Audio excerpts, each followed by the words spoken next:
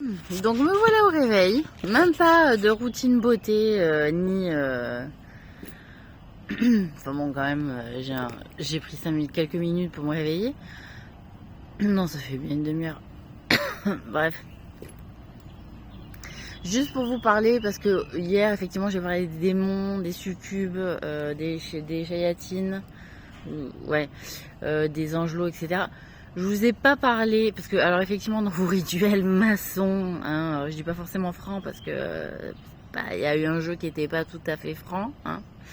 Donc pour les maçons, là, la furie pour vos degrés, hein, quand vous passez les degrés, je connais pas tous vos degrés, moi j'ai pas fait le parcours de la loge dans cette vie-là. Hein, moi, on m'a directement, en tant que Marilyn Monroe, fait le rituel du président. Bon, j'étais plus avec Tony Curtis à l'époque. C'est quand on s'était... il m'avait quitté parce qu'il avait passé 11 ans avec moi. Que donc, il fallait qu'il essaye hein, et qu'il donne la chance à d'autres femmes de devenir reines. Certes. Bref, donc Claudine, à l'époque, je sais plus qui c'était, Madame Elastic Girl, quoi, toujours la meuf qui est forte en gymnastique, qui m'a fait faire ce rituel-là. Bon, Tony ne voulait pas que ça se fasse, ça s'est fait. A priori, de ce que je me souviens, c'est qu'on avait regardé un film. Bon, voilà. La dernière fois, je m'en suis souvenu. Maintenant, je m'en souviens plus. Bon, voilà. Donc, au niveau des rituels, des degrés, parce que disons que il y a le parcours de vie hein, officieux et officiel.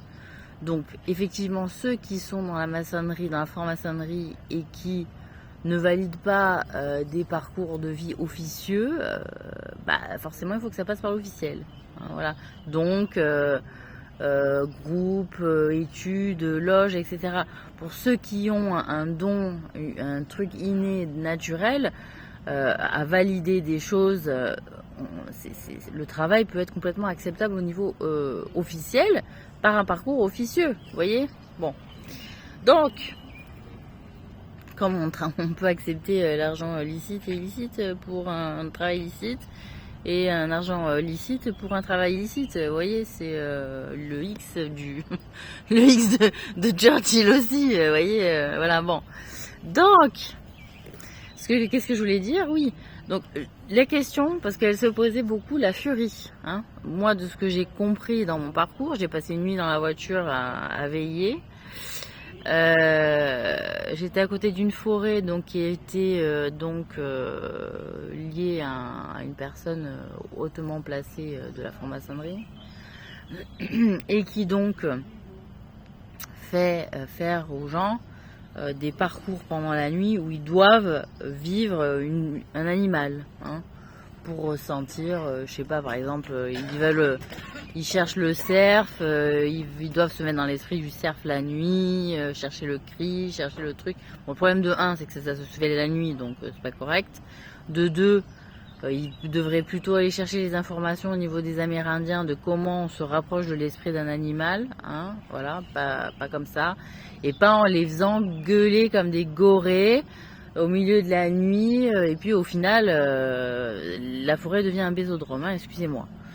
Donc, vous pouvez aussi être en invisible ou invisible et donc citer des textes, d'après ce que j'ai compris, demander des conseils, faire des parcours d'énigmes, etc.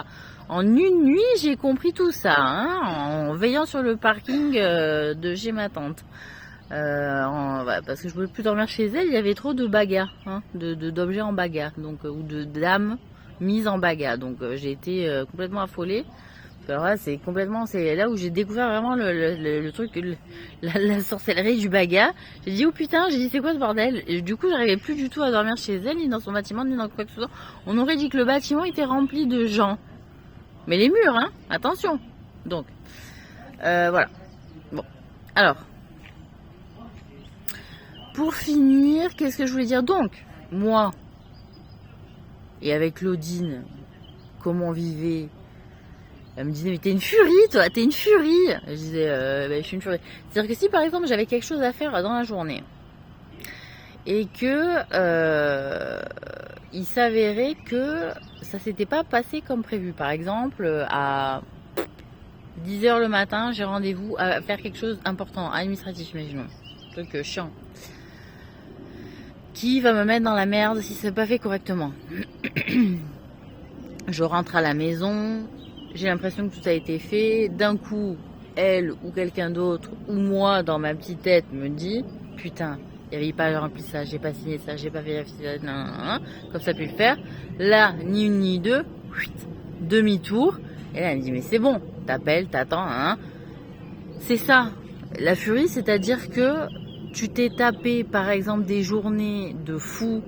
C'est-à-dire de 7 heures de boulot, imaginons dans la journée, tu tapais des courses, tu tapais des trucs, et que en dernier instant, tu t'es raté sur un truc et que tu dois faire demi-tour, et que en fait, tu es dans un état de furie. C'est-à-dire que tu n'es pas furieuse, tu es dans un état de furie, c'est-à-dire de psychopathie furieuse, qui va te faire un truc de fou de dernière minute, mais dans un très court instant, où le temps donc est limité et que tu arrives en courant, c'est bon, ça va, j'arrive à temps, voilà, la furie, moi c'est ça. Donc tout ce qui est pour la recherche de l'esprit des animaux, alors déjà il va falloir arrêter cette histoire de chasse d'animaux sacrés pour se les foutre sur les murs ou sur les têtes. Non, niet, ça marche pas. Ça c'est du paganisme, et c'est quand il y avait encore beaucoup d'animaux en plus, et quand on était vraiment un chef de quelque chose, et qu'on avait combattu, tiens l'oiseau il dit, et qu'on avait combattu la bête avec loyauté et dignement, et pas en faisant de la chasse à courre en plus, c'est-à-dire on s'était vraiment battu, et c'est Dieu qui avait décidé, qui avait gagné le combat, qui allait le gagner, mais de manière loyale face à l'animal. Enfin, on prend pas en traître un animal sacré en traître, ou n'importe quel animal. Bon, après une poule pour la bouffe. Déjà, je crois que la poule, il faut pas la manger. Il me semble que la poule, il faut pas la manger. Que le poulet, c'est quoi? C'est encore une histoire de coq castré. Excusez-moi, est-ce qu'on se fait réveiller le matin par le coq? Ils sont où les coqs qui nous réveillent le matin? Vous voyez? C'était aussi un moyen de savoir si le monde était assez régulé, si le coq il partait en vrille, pour pas dire en couille de bon matin, pour savoir si le monde ne partait pas en vrille. Les villages se référaient au chant du coq, d'où le symbole de la coque de la France, c'est-à-dire on est un pays de gens qui se lèvent tôt, et donc le monde nous appartenait, maintenant. Mais donc le coq chantait et se référait, nous donnait, nous, aux villageois, une référence, d'accord, oui, ouais, parce que je suis toute seule à le savoir, il n'y a personne qui m'a aidé pour me passer les infos, ça sort comme ça, là, vous voyez, ça sort comme ça, là, ce que je vous raconte de bon matin, j'ai pas réfléchi, ça vient comme ça, bon, voilà. Oui, c'est pour ça, ils disent, il y a quel, bon, enfin, il y a lui aussi, il y a Dieu. Donc